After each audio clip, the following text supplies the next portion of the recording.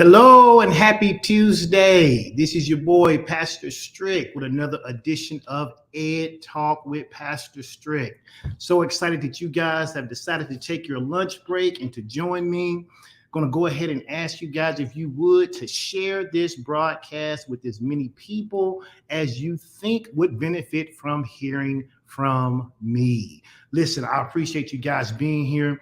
Today, we're going to be talking about how to overcome self-limiting beliefs. Listen, anytime we do a pop-up or we do a live video, we ask you to do a couple things. We ask you to go ahead and to hashtag live if you're watching this live. How do you know you're watching it live? You'll look up in the left-hand corner and you'll see a small red box there that says the word live. So if you're watching live, go ahead and hashtag live. And if you happen to be catching this on the replay, and you'll know because you won't see the little red box in the upper left-hand corner of your screen, just hashtag replay. And then, of course, as always, let us know where you're watching from. We know we have people who watch from the East Coast to the West Coast, the Midwest, the Dirty South, and all in between. So those of you who are on today, let us know where you are watching from. I'm super excited about today's teaching. It's interesting because I do life with so many faith-filled people, and having heard them teach the various things they were teaching over the last, I'd say the last 5 to 6 days, it all has been dovetailing exactly into what I want to talk about today, which is this idea that we have to learn how to overcome self-limiting beliefs. In fact, this is not really a new topic. It's not a revelation that someone hasn't heard before, right? In fact, I remember back in 2002, I think it was, that I read a book by Joyce Meyer where she talked about the battlefield of the mind and how that if we are not careful, we can allow condemnation, fear, guilt, anxiety, depression, and all of those things to come into our mind. And if we don't deal with them effectively, then in essence, what happened is we lose the battle of our mind, which in essence means we lose the battle for our reality, for our life. And so for me, I'm really teaching this because this is one of these things that I've had to walk through myself. Now, lots of people, you look at me on the outside and you would probably kind of figure, by my persona and thing that I have it all together. I don't suffer from, self-limiting thoughts, but you couldn't be further from the truth. Every person if they aren't careful, has the propensity to suffer from a self-limiting belief. Why? Because those self-limiting beliefs can creep up in so many ways. They can show up in our upbringing. They can show up in the way that we interact with other people, the things we read, what the media puts out there, the way we see ourselves in media, in television, our experiences in school, our experiences at work. There are so many ways that this self-limiting belief or this self-limiting thought has the potential to come our way. And if we aren't careful, we can buy into it. But I'm a firm believer that when you know better, you do better. And so I've had an opportunity to learn how to overcome some things in my life. And today I just thought I want to share those with you, right? We've been talking about the power of belief. We've been talking about discipline. And so we want to talk today about how do we as individuals overcome these self-limiting beliefs. And I'm not talking about just how we overcome it with our words, because we can mentally ascend to lots of things. But mentally ascending to something doesn't mean you actually have the power to overcome it, because at some point the pressure is going to be so great, it's going to be deeper than what you can mentally ascend to. And so today we're going to talk about overcoming self-beliefs. Now, before we do that, I wanted to announce just real quick, I'm making something available to you because I have some extra time now, right? I have the luxury of not having to punch a time clock every day. I don't have to have someone dictating my schedule. And so I am going to to add value to you, right? I want to add value to you. And so one of the things that I've done is I'm going to allow you to subscribe to something called EdTalk Extras. What is EdTalk Extras? Well, if you ever listen to my wife talk about me and my teaching before, you know that she talks about how I over prepare. And she's right, I'm an over preparer. And so typically what I give you in this 45 to 50 minutes, it may be a third of what I actually have in my notes, because I'm just trying to give you a highlight. I'm not trying to hold you here all day. But people send me messages throughout the week, and what I end up doing is sending them the additional information that are on my notes. And so what I'm going to do is I'm going to start taking some of that material and I'm going to turn it into newsletters. I may start doing some pre-recorded videos so that I can just push those out to you. I'm going to start sharing with you maybe some of my behind the scene personal notes, right? And so if you are interested in that, and it's free of charge right now, it's free of charge right now. Down the road, I may start to charge for some of those things. But right now, I am going to allow you to simply give me your name and email, and you'll be able to register. And when I send out the additional teaching material, you'll be able to have it. So I'm going to put it in the comment section. Right. All you have to do is copy or click that link. I'll do it one or two more times before this is over.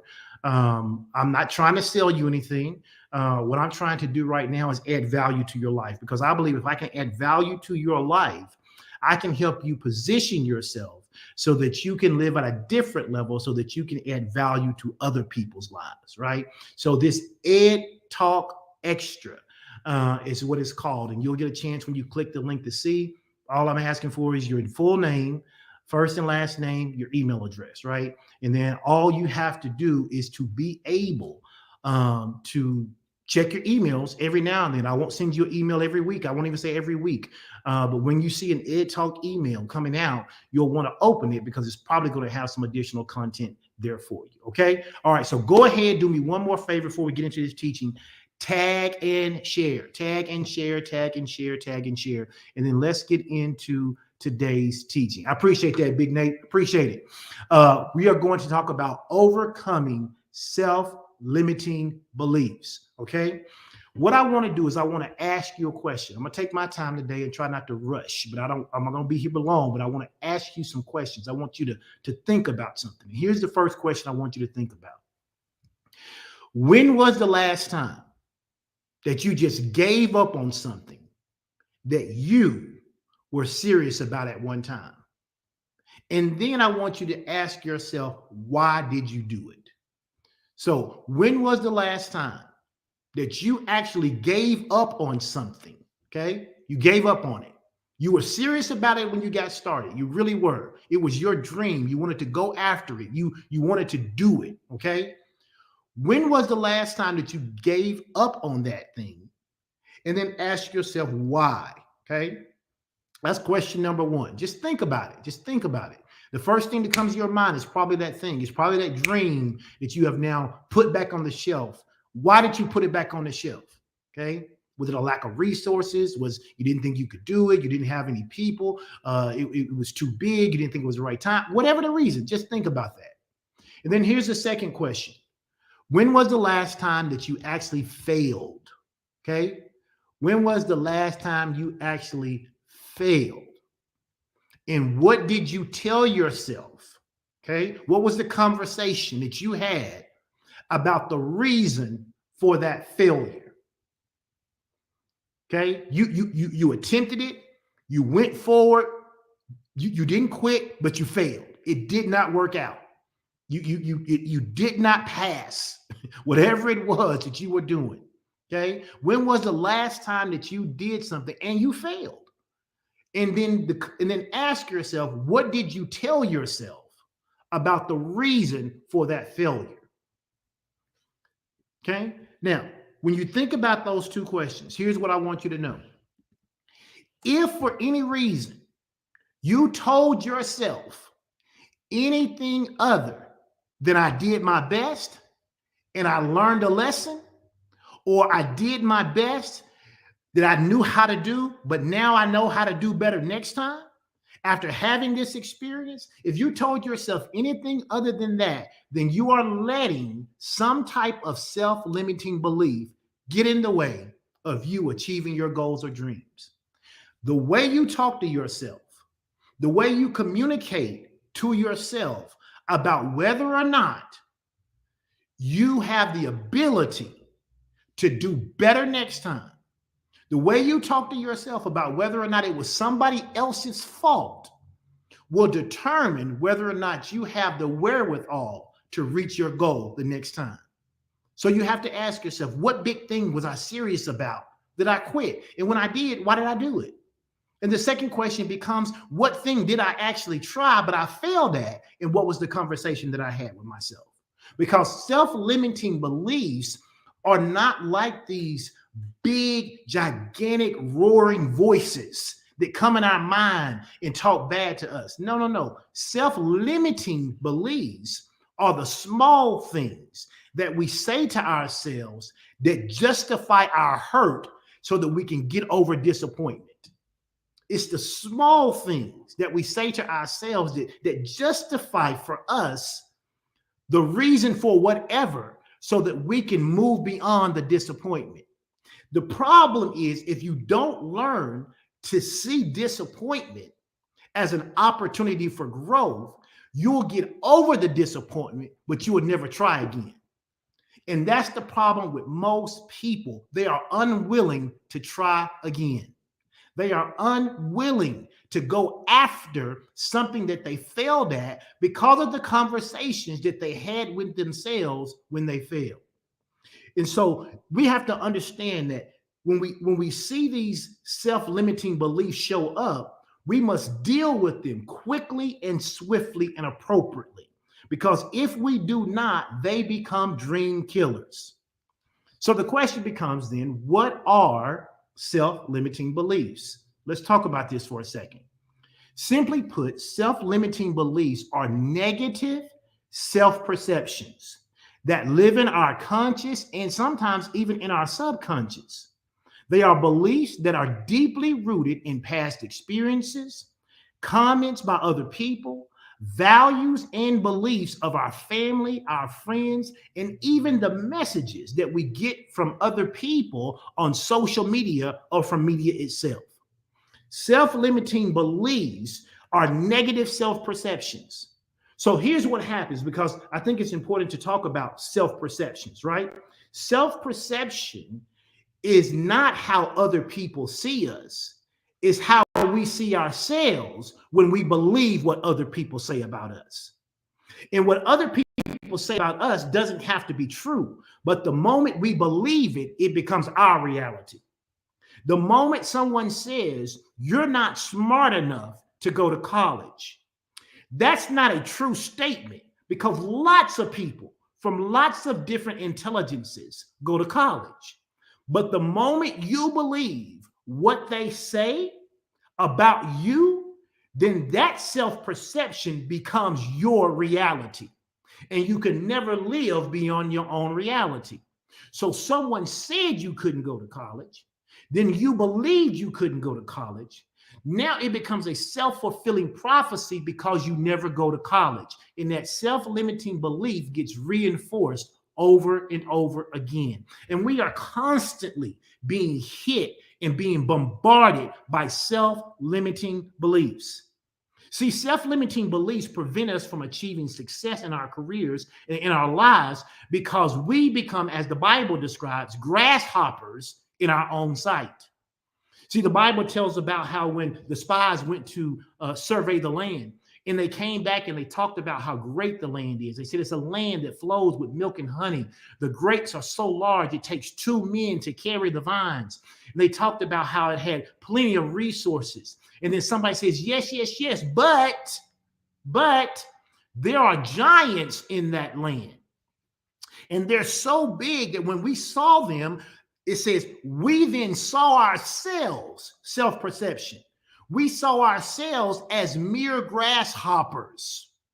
And many of you, you're seeing yourself as grasshoppers in the things that God has called you to. The thing that God has called you to, it looks great. It looks wonderful. It's amazing. It's incredible. It's exactly what you want. But I got to go to college in order to get that degree. But I got to work on that marriage in order for it to be the way I want to.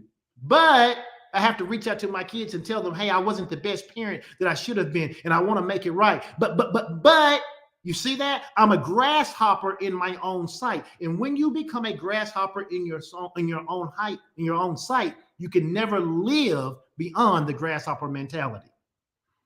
See, the problem is we oftentimes aren't even aware. And that's what's so critical. We aren't even aware that our beliefs is what's actually limiting us. We think it's the white man.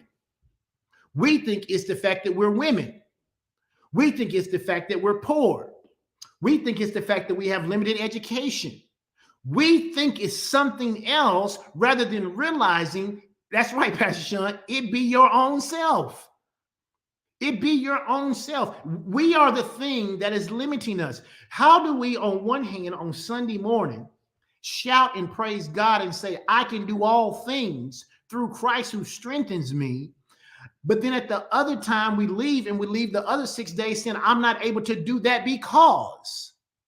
You understand what these self-limiting beliefs are doing to us? And so overcoming self-limiting beliefs is always a difficult task because these things are deeply ingrained in us. And sometimes from our childhood. I was saying to someone the other day, they was like, man, Pastor Strick, I'm glad you finally writing that book. And I understand what they mean. They're saying, hey, we knew you could do this years ago. But the reality of it is the self-limiting belief I had about writing a book wasn't about my ability to write a book, right? I have the intelligence to write a book. I wrote a dissertation. I wrote a thesis. I understand that I can actually write. The self-limiting belief was this. And watch this. I'm being transparent with you. The self-limiting belief was, who's going to want to read what you write? Who's going to want to read it? Why would they want to read what you have to say? What makes you an expert in it? Why would anybody decide that they want to spend money on something you wrote? Why would they do that? Now I'm having this self-limiting belief, even though every time I'm teaching, people are telling me, oh, you need to write a book about this. For years, I've had people tell me, Pastor Edwin, you need to really write that book when you did that teaching about angels. It was the most prolific teaching I've ever heard about angels. But the self-limiting belief was, why would anybody want to hear a book from you about angels? See, some of you got businesses that God's called you to, but your self-limiting belief is, why would anybody want to buy that from me? It's like this. The Lord says to somebody, hey, I want you to bake cookies. Well, why would anybody want to bake cookies from me? There are thousands of cookies in the grocery store. Why would I want to do that? Why would I want to engage in that? See, it becomes a self-limiting belief about what you can do, not because somebody else said it, but because you believed it. But once you discover what those self-limiting beliefs are, and once you're able to identify them for yourself, you can learn how to overcome those self-limiting beliefs by incorporating what I have learned and what I call actionable strategies for change. Actionable strategies for change.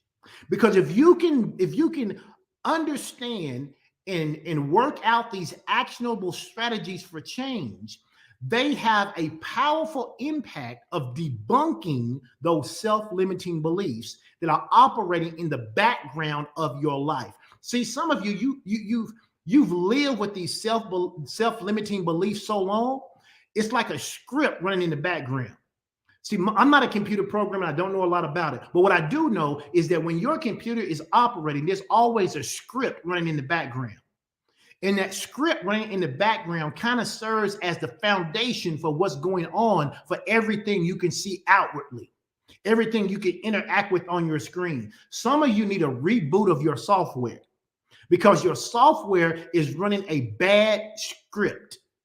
It's running a bad script. Some of you pastors, and I know because I've been that way before, you're teaching what God's called you to teach, and you're doing the right thing, but you see other people and their churches are growing, and they're not, and it seems like they're not even teaching the hard things that God's asking you to teach. And you're asking yourself, why do I keep doing this? Maybe I should do something different. See, those things become self-limiting beliefs. They become self-limiting because they impact what you're able to do the way God's called you to do it. So you need a reboot. And so today I want to spend a little time in the next 20 to 30 minutes that we have together. And I want to give you some actionable strategies for change that I've learned to implement in my life that has helped me get bold enough to finally write the book. Okay, I hope that I say something today to get you bold enough to get back on the horse, right? To do the thing that you gave up on. Okay, I hope it helps you to get back on the horse so that you will end up going back and saying, you know what? I'm going to change my mindset. I failed, but the failure didn't mean I couldn't do it. It means that I needed to learn something else to do it. I wanted to change your thinking. Okay, so let's begin to talk about how do we overcome these self-limiting beliefs. There's 4 things that we're going to talk about. I'm going to share all 4 with them, and then we'll go back and just kind of walk through them. Okay, so those of you that are taking notes, or if you have to jump off early, at least you'll have them. Number 1, the first thing we have to do is we have to understand self-limiting beliefs. Okay.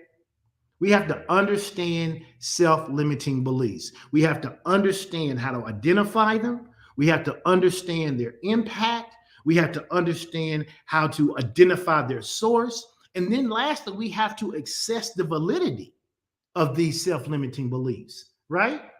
You know, all self-limiting beliefs, how do I say this? All self-limiting beliefs are not necessarily wrong, but some of them are not necessarily based on the right information. Let me tell you what I'm talking about. I'm 51, okay? I'm about 245 pounds, okay? If I say to myself, I cannot beat Usain Bolt running the 100-meter dash, okay? That's not self-limiting. That is a fact of reality. Okay, because unless Jesus come and runs me himself, even at my peak, I never ran as fast as Usain Bolt did. Okay, so I'm not trying to teach you that you can come out here and you can do everything you think in the world. No, no, no. I'm talking about the kind of beliefs that we speak to ourselves that limit us from doing the things that we know God has called us to do. Okay. So I don't want anybody going out here today saying, well, Pastor Edwin said, if I get rid of self-limiting beliefs, I can beat Usain Bolt running. And you ain't never ran 100 meters in under a minute, right? It took you a minute to get that 100 meters. You're not going to go out there and do that. So don't get the wrong idea. We have to assess the validity of those self-limiting beliefs, okay? And then here's the second thing we got to do. We got to learn how to take responsibility, right? Once I have identified the self-limiting belief, I got to take responsibility. It's one thing to say I grew up in a bad household, I had a bad childhood, but you're 45 now, okay? And I'm not trying to put down or dismiss what happened to you when you were 6, but you're 45. So now you got to take some responsibility for where you are now and whether or not you want to stay there or whether you want to change and grow. Okay, so you got to take some responsibility, and a lot of people don't like that. They want to live in the victim mentality space. Okay, and you can't be a winner simultaneously being a victim, and so you got to learn to take some responsibility. And then number 3, you have to learn how to eliminate these self-limiting beliefs. What are the things you must do? How do you position your thought processes? How do you become disciplined in making sure that you are doing what's necessary to unearth these long-held self-limiting beliefs that may have been with you from childhood, right? I told somebody one time the incredible thing about the brain is this: whatever information hits it first is what it wants to hold on to. Whatever hits your mind first is what it wants to hold on to. even if it's bad information. Even if it's bad information, if you get bad information first and then good information comes along, that bad information will fight to retain its space. And so it's going to be some effort on your part. You're going to have some actionable, some actionable strategies for change in order for you to evict these self-limiting beliefs that run in the background, in the script of your life. Okay. And then number four, the fourth thing we have to do is, what are we going to do once we evict those thoughts to keep them from coming back? Because here's what you need to know. The Bible says it like this: you have an adversary. And the Bible says that he roams around like a lion, seeking whom he may devour. Okay? You have an adversary. In the moment you evict one of his compadres from your thinking, he is going to immediately assign not only that compadre, but another one or two to see whether they can come back and regain the stronghold that they had. And so you're going to have to become proficient in learning how to keep some of these self-limiting beliefs out of your life. Okay. So those are the four things we're going to talk about. So let's jump into number one: understanding self-limiting beliefs. The first part of overcoming self-limiting belief, as I said, is you have to learn how to identify them. Okay. You have to understand their impact on your life. You have to identify the source. Where did they come from? And then number four, you have to assess the validity. Is this stronghold really something that's a stronghold in my life that's holding me back? Or is it a mere reality that I have now come to understand that is just the way it is in my life? Okay. So let's talk about this first one: identifying self-limiting beliefs. How do I identify them? Self-limiting beliefs show up in three ways. Number one, they may come from the world. Okay. These limiting beliefs can come from the world. Okay. What are my self-limiting beliefs that I have about the world? These are beliefs about how things are. Okay. They're my thinking about how this world operates, and the belief that my circumstances, watch this, are somehow out of my control. Okay. I'm a black man, so I'm never going to be able to achieve. Okay. That is a self-limiting belief about this world. Okay. Does racism exist? Sure it does. Does sexism exist? Sure it does. Okay. Those things are real, but if I allow them to become a self-limiting belief for me, then even when I have the opportunity to overcome racism, to overcome sexism, I won't take the opportunity because of what I already believe about the world. Okay. So when I'm identifying these self-limiting beliefs, I have to ask myself, where is this self-limiting belief coming from? Okay. What is the self-limiting belief I have about the world? Okay. There are some self-limiting beliefs that people have, like, true love doesn't exist. Well, why would someone say true love doesn't exist? Because they've been injured before. Okay. And if you've been injured before and you tell yourself that true love doesn't exist, when true love shows up, you will treat it with disdain. Why? Because you have a self-limiting belief about the world. You don't believe that someone is either, one, good enough or qualified to love you well, or two, that you are good enough or qualified to have someone to love you well. Either way, it produces the same result. Either way, it produces the same response. And so we have to understand that we have self-limiting beliefs about the world. We must identify what they are so that we can change those self-limiting beliefs and we can become the very thing we want to be, as opposed to fighting against the thing that God has already determined us to be, but we fight against it. Okay. Number two, what is our self-limiting beliefs about other people? So we have self-limiting beliefs about the world and then about other people. Self-limiting beliefs about people, they show up in ways like, I have social anxiety, so I can't do X. Okay. Or other people think I am fill in the blank. Okay. Whatever you want to say. People think I'm awkward. People think I'm stupid. People think that, I'm a perfectionist. Whatever it is, whatever that self-limiting belief you have about other people ends up becoming a mirror, watch this, that gets reflected back onto you. Okay. And so if I'm not careful, I will allow what other people think to become my reality. And when it becomes my reality, then it begins to limit me. Okay. So I have these self-limiting beliefs about how I see the world, how I see other people, and then lastly, about how I see myself. Limiting beliefs about yourself happen when you think you are inherently bad, inherently awkward, inherently stupid. You are unworthy, that you're too old, that you're too ugly, that you can't learn new skills. And here at Fellowship of Champions at our church, we say this all the time. And my wife kind of got this started, and we say it all the time now. We say you can learn what? Hard things until they're what? Easy. You can learn hard things until they're easy. Okay. But if you have a self-limiting belief about yourself, you won't try hard things. In fact, everybody go ahead and type in the comment section, say, I'm willing to try hard things. I am willing to try hard things. When you begin to try hard things and you get over some of these self-limiting beliefs you have about yourself. Okay. So we said that number one, you had to identify them. So once you identify, where are your self-limiting beliefs? Are they about the world? Are they about other people? Are they about yourself? Are they about all three? Some of you are bombarded with self-limiting thoughts, right? And because you have so many self-limiting thoughts, they come from every direction. So then the next thing you have to do is you have to understand, right, the impact.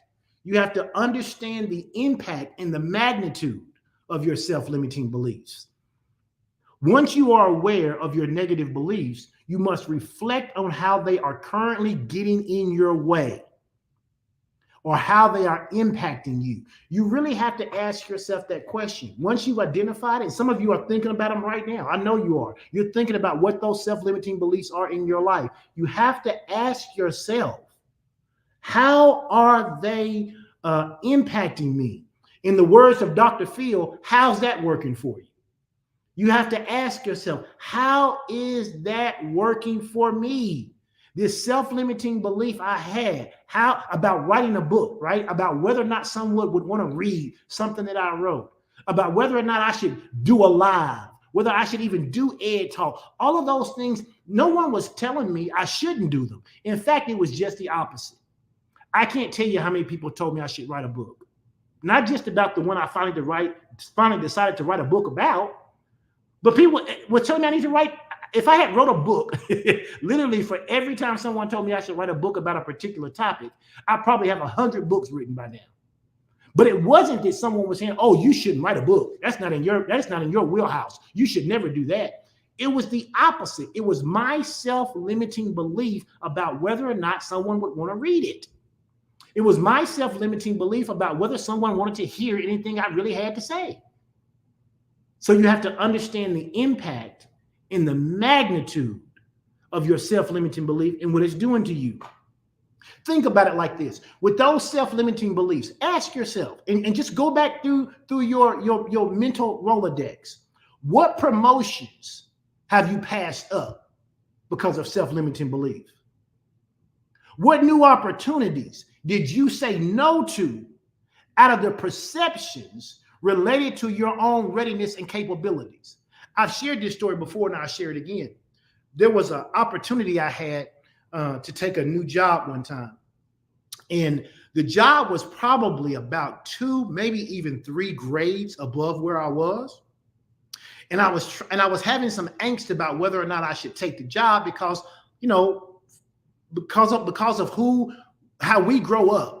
Especially a lot of us that are African Americans, how we grow up. We always grew up, or I grew up hearing the saying, you had to be twice as smart and twice as good to have the same opportunity, right? And when you grow up hearing that, that becomes, whether you know it or not, it sounds empowering, but it becomes a self-limiting belief. And so I was trying to decide whether I was going to take the job. And I asked one of the guys who were kind of like a mentor to me. He was a white gentleman. And I mentioned that because it really is important in this context. I asked him, I said, I'm thinking about taking this job. They've offered it to me, but I don't know that I'm ready. I don't know that I've had, as much team management or people management skills. I don't know that I've managed a budget as large as what I'm going to have to do. I don't know if I've worked cross-functionally as much as they're going to ask me to do it and still lead my team. I don't know if I have that experience. And he looked me square in the eye and he said, you don't have to take the job. He said, but let me give you a piece of advice. He says, whoever they hire, they're not going to be prepared. They're going to train them. He said, so the question becomes, do you believe you can learn? Do you believe you can learn? Because if you believe you can learn, there's no reason for you not to take the job. I took the job and was very successful in the job. But how many times have we all almost, or we did, pass up an opportunity because we had a self-limiting belief about ourselves? Now think about how crazy it is. I interviewed, had multiple rounds of interviews. I did the performance task. I had the interview with the C-suite, and they offered the job. But that still wasn't enough. Why? Because I didn't think I was prepared. It was a self-limiting belief. And I'm saying to you, if you stop today and you think, what have you passed up? What doors has God opened for you, but you didn't walk through them because you had self-limiting beliefs that hindered you from walking through the door that you prayed about? Come on, somebody. I'm not the only one. I am not the only one who's done that. And so we've got to make sure that we are dealing with this script that's running in the background. How much time have you wasted putting things off because of these negative beliefs? My guess for most of us is that the sum of time lost and missed opportunities is probably extremely significant. If we would have added all up, it's extremely significant. So this is the personal cost of self-limiting beliefs, okay? So then we must, when we are understanding our self-beliefs, we must understand, where is it coming from, okay? Do I have a self-limiting belief about the world? Do I have a self-limiting belief about other people? Do I have self-limiting beliefs about myself? And then once I understand those, I have to ask myself, do I really understand the impact of staying in this same spot? What is it going to cost me if I don't change, right? I have to understand the impact and the magnitude of these self-limiting beliefs. And then once I do that, I have to then identify the source of that self-limiting belief. Where did it come from? And a lot of people say this part isn't important, but I believe this part is important. It is important to identify the source, because here's the reason why. And I'm not talking about anybody's mama or daddy, so y'all don't get mad at me. But if you had a mama or daddy who wasn't well, okay, maybe they were addicted to drugs, maybe they were young, maybe they were stressed because they were in poverty, whatever the case may be. Maybe they were all of those things, but they worked really, really hard to try to help you get out of that, so you didn't get to spend a lot of time with them, right? Maybe you had to be at your grandparents' house. Maybe you had babysitters because they was working 2 or 3 jobs. Whatever the reason, okay? You need to identify the source of your self-limiting beliefs, because those beliefs, once you can identify them, it can help you go, maybe this belief that I received didn't come from a well person. Selah. I'm holding on to a belief, come on somebody, that I got from an unwell person. The person who gave me this belief wasn't well. How can a well person give me well beliefs? And so I have to identify the source. I got to search for the source of where that belief came from. Was it a seemingly innocuous comment that somebody made in my past that I held on to and meditated, and then it became my reality? Is it a commonly held belief that I got from my family or my social circle? Or is it the perception of a past experience? Just because you had a past experience doesn't mean that that past experience actually happened the way you observed it. Oof. Okay, what do I mean? It's like eyewitness testimony. The worst testimony it is in court typically is eyewitness testimony. What do I mean? I mean that if you have someone to come into a restaurant where you are, They come into the restaurant and they pull a gun. Everybody starts screaming. They fire in the air, one shot, and run out. You can ask 10 people what that person looked like, what they had on, how tall were they, how heavy were they, and were there any distinguishing marks, and you will get 10 different descriptions. Why? Because in times of stress and chaos, our mind doesn't retain details. It goes into a fight or flight situation. So the way you witness things is all about how you witness them based on your emotions at the time, your lens of experience at the time, what you were going through at the time. So just because you had an experience doesn't mean that the experience happened the way you actually think it did. So you have to identify the source of those self-limiting beliefs so you can then identify whether or not that's reality or not. See, we all live in reality, our own reality, but not all of our reality is real. That's the best way I can describe that. We all live in our realities. That's true. But all of our realities are not real. The way you observe something may not have been the way it happened. Okay, so then you have to identify the source of that self-limiting belief so you can get to the next thing, which is to assess the validity of it. You have to assess the validity of it. Self-limiting beliefs, as I said, tend to be rooted in our conscious and subconscious, and they are rarely challenged. Our self-limiting beliefs almost work on an automated system. They just kind of go. It just kind of happens, right? It just happens. It's just a script that's running. And we are so used to that script that we don't challenge it. We don't think about it. We just buy into that script as though it's the gospel. So whatever self-limiting belief you have about yourself, in fact, when someone challenges you on that self-limiting belief, you'll get mad at them. Why? Because you lived with that self-limiting belief for so long. You ever been talking to somebody and you tell them you're better than that? They'll get mad at you. They'll get mad at you for telling them that they're better than their current behavior. Why? Because they are so bought in to that self-limiting script that's running in their background. Folks will fight you. They will fight you over a wrong self-limiting belief.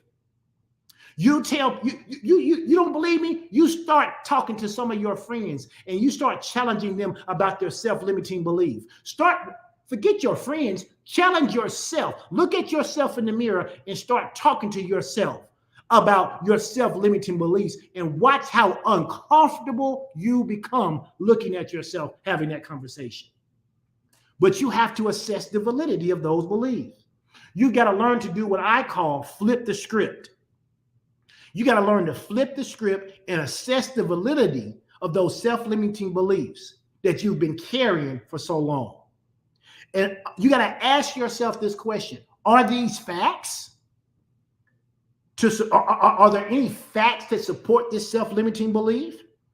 Or is this just a perception or opinion of a friend, a family member, or a work colleague? It is a fact that at this stage in my life today, I'm not going to outrun Usain Bolt. Okay? But it is not a fact that I cannot run 100 meters. So if I decide I want to run 100 meters, just because I have the self-limiting belief that I can't outrun Usain Bolt doesn't mean I can't get out there and practice running 100. Okay? So you have to assess the validity of those beliefs. You have to ask yourself, if it's based on mere conjecture and not facts, it's time to put this belief behind me. And sometimes the most difficult thing is putting the belief behind you. Why? Because you become so comfortable with the belief, it's almost like a part of who you are. Okay? So the very first thing we said we have to do, and I gave you all of that to say, that what you have to learn to do is you have to learn to understand self-limiting beliefs. Okay? You got to understand. And then once we've done all of that, here's number 2. We got to take responsibility. We got to take responsibility. The number one reason that people do not achieve their goals is not because they got a bunch of haters against them. Can I say that again? The number one reason that people do not achieve their goal is not because they have a lot of haters. No, the number one reason people do not achieve their goal is because they refuse to take responsibility for their own lives. Again, I don't want to dismiss, downplay, or try to mitigate anyone's trauma. Okay? The way you feel are legitimate feelings. And I would never try to tell you you shouldn't feel a certain way. But I will challenge you and say that once you have identified what happened to you, maybe what someone did to you, the position you were put in, maybe you felt helpless as a kid because you couldn't protect your mom, or you couldn't protect your dad, or you couldn't protect your sister from the abuse that they took or the abuse that you got. I don't know all those situations. What I do now know is that you are no longer that 6-year-old. You are no longer that 8-year-old. You are no longer that 12-year-old, that 15-year-old. You are an adult who is capable, if you take the right actionable strategies, to take responsibility and change your life. People who go after their goals and achieve them, they choose to believe that their circumstances are just that, circumstances. They do not believe that the circumstances make something out of their control. People who choose to believe that circumstances are beyond their control operate off of something called external locus of control. External locus of control. And external locus control is in of itself a self-limiting belief. I believe that everything that happens to me because it happens outside of me. How many of you, and I know you have, told your kids that you may not be able to choose what someone does, but you can choose how you respond? We all talk about that. We all talk. What we're telling our kids is that I need you to move beyond the idea or the belief that you have to operate by external locus of control. Okay? If you're going to overcome self-limiting belief, you must develop what I call internal locus of control. What is internal locus of control? Internal locus of control is actually greater than external locus of control. Why? Because it's the belief that life happens for you, not to you. Life happens for you, not to you.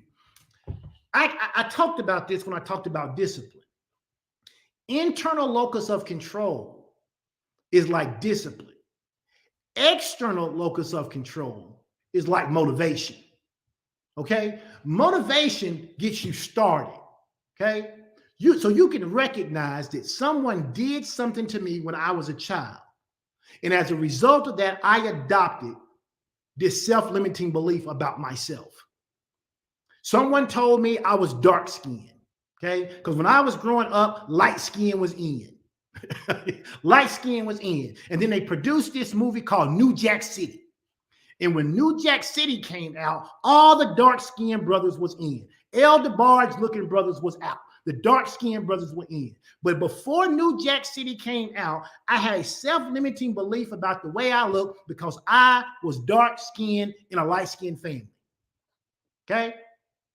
I cannot be sitting here at 51 years old still talking about how I'm dark-skinned, and because I'm dark-skinned, nobody likes me. Okay? You got to give up. You got to give up some of that old thinking, okay? You got to give it up. You got to go to an internal locus of control. I have the power to change my life. What happened to me is a circumstance. What happens to me going forward, I have the power to choose. So I got to learn how to take responsibility. And then once I take responsibility, I can get to number 3, which is the main part, right? I can eliminate self-limiting beliefs. I can kick them out of doors. I can kick them out of doors. How do I kick them out of doors? 3 things you must do. If you're going to get rid of these self-limiting beliefs, the first thing you got to do is you got to develop an alternate belief system. Okay? One way to start to overcoming negative beliefs is to develop an alternate belief. For example, I used to think I'm not a good communicator. Therefore, doing Facebook Lives is going to be tragic. No one's going to want to hear it. No one's going to want to sit and hear what I have to say. That was an internal self-limiting belief. Okay? And then what I did is I changed that to say the way I communicate on my job is the same way I can communicate via Facebook. People listen to me on my job, they'll listen to me on Facebook. Those who don't, that's okay. There are some who will. And I had to learn to flip that script. And when you flip the script, that's how you begin to unearth and eliminate those self-limiting beliefs.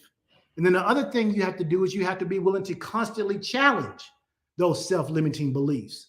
Because if you don't constantly challenge them, they will creep back in. If I'm going to eliminate self-limiting beliefs in my life, I got to learn to flip the script. I got to develop an alternative belief system. And then I have to be willing to constantly change it. Because if you think for one moment that you can decide today to get rid of a self-limiting belief and the devil's just going to say, okay, that's cool, you can let it go, you are sadly mistaken. In fact, whatever you decide to get rid of, he's going to try to bring opportunity to re-solidify why you should hang on to that self-limiting belief. And so you have to be willing to constantly change it, constantly challenge it, okay? And then what you have to learn to do is you have to learn to employ a mantra.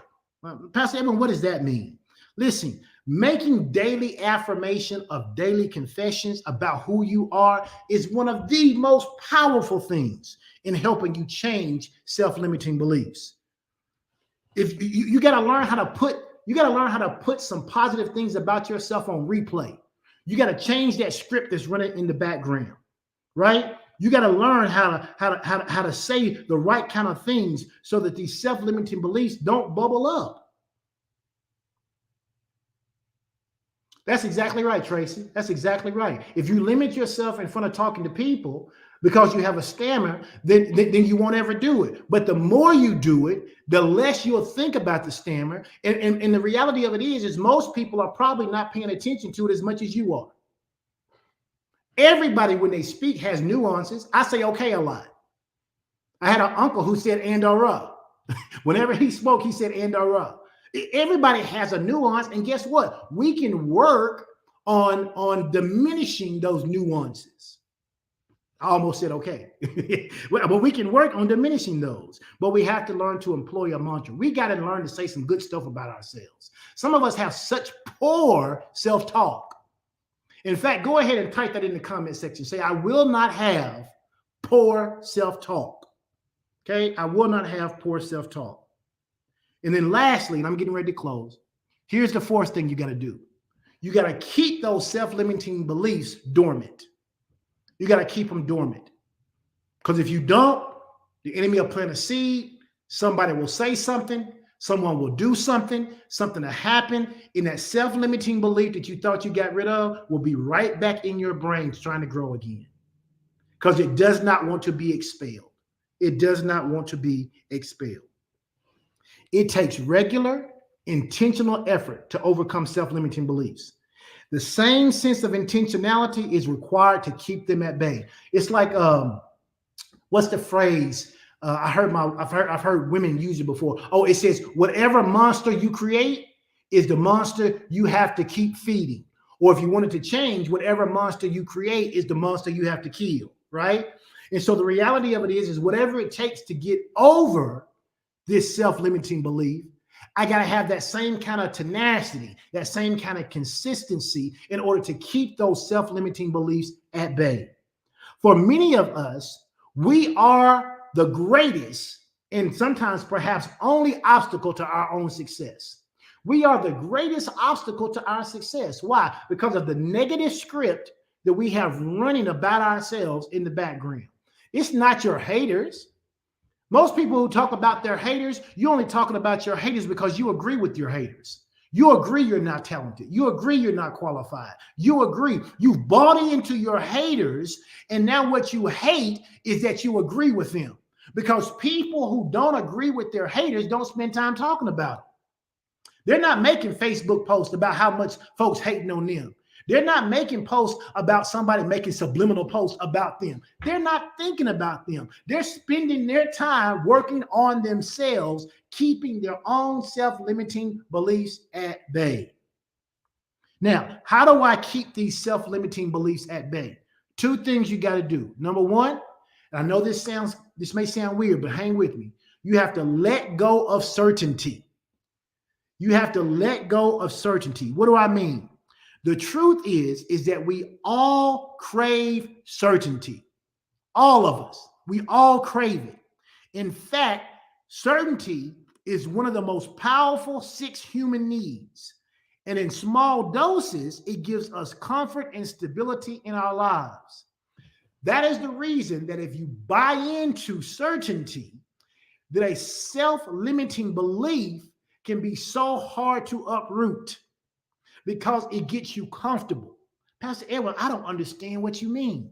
Here's what I mean. A self-limiting belief that says you cannot go back to college and finish school. Okay? That is a self-limiting belief that is running in the background. Okay? And if that self-limiting belief is certain for you, it adds a degree of comfortability. Why? Because if I believe I can't go back to school and I can't finish the degree, I never think about going back to school and finishing the degree. Certainty pushes me into a place of comfortability, even when it's with a negative belief system. So what I have to learn to do is I have to learn that the only thing I need to be certain of is what God is speaking to me. That I am infinitely more able to do what God has told me to do than the comfortability of what my self-limiting beliefs have told me I can't do. Okay? So I got to let go of certainty.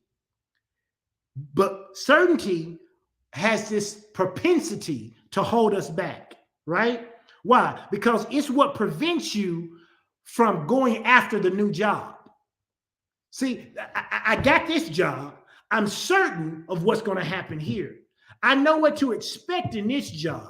But here's the problem. The job you have now doesn't respect you. They don't honor you. They've passed you over for promotions. They get you to train new people, and then they take the new people and promote them over you. They see you as the workhorse, but you won't change jobs because of certainty. You're comfortable even though what they're doing to you is wrong. Is anybody hearing me? And because you won't let go of certainty is keeping you holding on to these self-limiting beliefs. They're stopping you from being all that you could be. You won't even go get the new job. It's what keeps you in unhealthy relationships. You know he's cheating on you. You know she's cheating on you. You know they're treating you bad. You know they don't honor you. You know they don't respect you, but you're used to it. You're certain of it. You're comfortable. So you won't even leave the relationship to go see if there's something greater or better out there, somebody who will honor and respect you and treat you like the king or the queen that you are, because you are so certain of what you have right now. But you don't understand that is a self-limiting belief. And so you got to learn to let go of certainty. And then lastly, you got to change your self-talk. If you don't change your self-talk, you'll never get over self-limiting beliefs. You got to learn to change your self-talk. Your limiting beliefs can sometimes occur deep in your subconscious, but more often than not, it's a negative self-talk that's telling you why you can't, why you shouldn't, why you won't, or why you don't do the thing that you desire to do. Self-talk is constant. It's happening to you right now. You're listening to me talk right now, but your subconscious or even your conscious is talking to you while I'm talking. It is always running. And since we can't stop self-talk from running, what we have to learn to do is to change what it's saying. Human beings literally have thousands of thoughts per day, perhaps even 10,000s of thoughts. And if even a small amount of those involve limiting beliefs, that is a constant negative narrative that is running throughout our head all day long. Overcoming limiting beliefs starts with noticing the way your inner voice speaks to you. Okay? Somebody says 60 to 70 thoughts per day. Even if a small fraction of those are negative, that takes a huge, profound impact on your life. But the reality of it is, most of us, if we haven't trained ourselves, right? If we haven't trained ourselves, most of those thousands of thoughts are not positive, but they are negative. They are self-limiting beliefs. So you have to do a self-check. How is my inner voice speaking to me? Exactly, Kim. How is my inner voice speaking to me? What am I saying to it? Am I even aware? Am I aware? There's an exercise that you can go through, it may be one of the things I'll send, maybe one of the first things I send in my EdTalk Extra. Remember, I said if you wanted to get some of the extra stuff, because I've got a thing in my notes and I can't go through it today. But if you want to join EdTalk Extra, the link is there in the comment section, and I may send it to you. But it gives you the opportunity to track your negative thoughts, and you would be so surprised. In fact, one time I had somebody who close to me, I won't reveal who they were, I won't bust them out, but they're very close to me. And I was having a conversation and I was saying, hey, I don't know if you are aware, but you have a lot of negative self-talk. Not only do you have negative self-talk, a lot of the outward talk you use is very pessimistic. And they argued me down that that wasn't the case. So I said, cool, no problem. Didn't say anything else about it. The next time we were together, I put my phone on record. I just recorded the conversation, just general conversation that we had. And then after about an hour or so, I asked him, I said, hey, you remember when I told you that a lot of times when we're talking, that's right, Passion, it wasn't you. When we were talking, I told you that you have a lot of negative self-talk and that you're seeming kind of pessimistic. They was like, yeah, but I told you that wasn't true. I said, well, do me a favor. I want you to hear something. And I played it for them. And they could not believe, if they hadn't known it was their voice, they could not have believed that that is what they were saying the majority of the time. And I mean, it could be about anything. Well, we got 15 minutes to make it. We're probably ain't gonna make it because all the lights gonna be red. They didn't even realize that everything they were saying was pessimist. Everything they were saying was negative, and it was just a script that ran in the background, and they didn't realize it, but was impacting everything they did in their life because all of their actions was based on their thinking. So if you're going to get over self-limiting beliefs, then one of the things you have to learn to do is you have to learn to watch your self-talk. And you have to change that self-talk. When you start to do that, the exercise helps you to write down those negative thoughts and to notice which ones come up repeatedly. Because what you want to do is you then need to be able to make a conscious effort to catch the thought, stop the thought, and replace them with an empowering thought. Okay? So the first thing you got to do is to be aware of it. Okay? So, and then you got to catch it. Oh, I'm having a negative thought. Okay? How do I get rid of the negative thought? We have a proven technique to help you. Okay? And some of you heard this before, some of you haven't, so I'll do it real quick and then I'll get off of here. Here's an exercise that you can use to help yourself stop the internal negative self-limiting belief system from running in your script. Okay? Do this exercise with me. What I'm going to do is I'm going to say go. And when I say go, I want you to begin to count silently in your head. Okay? It works like this. I'll say go, and you'll go. And you'll start counting silently in your head. At some point, I'm going to say stop. When I say stop, I want you out of your mouth, out loud, if you can, where you are. You ain't got to scream, but I need you to open your mouth and say it. I want you to say your name. Okay? Are we clear? I know this has got a little buffer to it, but I want us to be clear. Okay? So here we go. Go.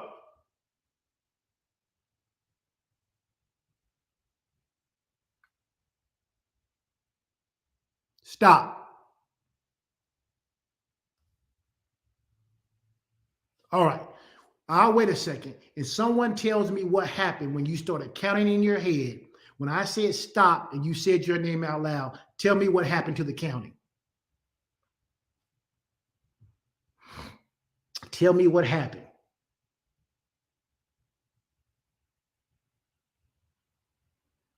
It's about a 15-second delay, I think, between what I'm talking and you guys are getting it. Okay. Tanisha said she forgot what number it's on. Cynthia said it stopped. Okay. Latonya said it stopped. Tanika said the counting stopped. So we're not making this up, right?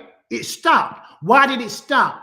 Because you do not have the ability to run that script and speak at the same time. That is why it is so powerful for you to make sure when you are having these negative thoughts that you become aware of, that you be able to replace them with more empowering thoughts. Where do I get my empowering thoughts from? I get mine from the Word of God. What did God say about me? What did God declare about me? If I say I'm not able to do it, but God says you can do all things, if the Word of God says that all things are possible to them that believe, and I'm a believer, then I say that out of my mouth. When I don't think I can do it, I have to learn how to say it. And I'm not telling you it's going to be easy, but I'm telling you it's possible. Remember, I can do hard things until they become easy. I can do hard things. And so if you are going to get over these self-limiting beliefs, you have got to be able to do some of these things that I am talking about today. And if this seems like a lot, don't worry. Sign up for EdTalk Extras. I'll send you the notes. You can walk through them. I'll send you the exercise. You can go through them. Pastor Edwin, why would you do that? Why would you send us your notes? Why would you teach this? Why would you then give us the exercise? Because I want everybody to win. I'm currently winning. I am winning. You understand me? I am winning in life.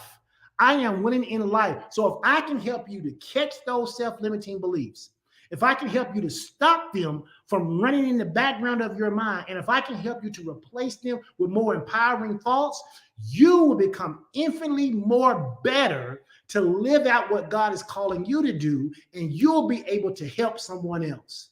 And that is what I want you to be able to do. And so if you're interested, again, and I'll say this, and I want to be clear, at this time, I'm not charging anybody for it. I won't tell you that it'll always stay that way. But if you register for EdTalk Extras now, you'll be grandfathered in, at least as far as everything we have going on right now. So you want to go over there and you want to take 30 seconds and you want to join EdTalk Extras. Why? Because it's going to be the extra stuff, the stuff I couldn't share. I've been on here an hour in 6 minutes, and that's enough for today. Okay, so I put it in the comment section. So all you got to do is click it, right? Takes you right there. All you got to do is put your first and last name, email address, hit send. Okay, and then sometime this week, maybe Thursday, I'll shoot you kind of a synopsis of these notes. I'll send you the exercise because listen, you really want to track yourself. And you can do this. Turn your phone on record when you're just talking around your house or whatever. Check and see how often you take the negative side of it. Okay? Just check and see. Mr. Ivy, I can put that link up in Facebook. I'll put it on my page for anybody who wants to join EdTalk Extra. So you just have to go to my page here in a little bit and I'll put it up. So listen, I appreciate you guys. I'll drop that. Somebody asked to drop the link. I'll drop it one more time. Hopefully you can see that in the comment section. I don't know how that works. If you can, that's great. If not, go to my Facebook page sometime today and check it out. I need to let you guys go. Get back to work. Thank you for joining your lunch break with me. Tracy, I appreciate you registering. That's great. Listen, go to EdTalk Extra, right? And listen, let me say this before I go. We are getting closer and closer and closer to live your dreams. We are getting closer and closer to live your dreams. I saw that the banner came out today, the advertisement. It is some dope speakers on there. Dr. Dee, Unica. I'm going to be on there myself. Pastor Sean. I think there's a couple other people. I don't remember all their names right off the top of my head. But listen, it's going to be dynamic. If you haven't registered for Live Your Dreams, you should go to www.liveyourdreams2023.com. Okay. Also, if you join EdTalk Extra, okay, if you register for EdTalk Extra, you will be the first ones notified when they give me the link to pre-order the book. Okay, I'll put it there first. All right, maybe even have a discount code or something for you. But you got to join EdTalk Extra in order to do that. All right, listen, I appreciate you guys. Somebody said no discounts. I appreciate you guys joining in. If this was a blessing to you, share it to your story. Share it in groups that you have permission. Share it on your page. Let somebody else come and hear how to overcome self-limiting beliefs. Okay. Listen, love you guys. Have a great day. For those of you that are going to be going to spring break next week, have a great spring break. Be safe. Okay. Be careful. If you're in the water, pay attention to riptides. Pay attention to all the beach warnings. Have a safe and wonderful time. And I will see you guys here next Tuesday. Y'all have a great day. Be blessed. Bye-bye.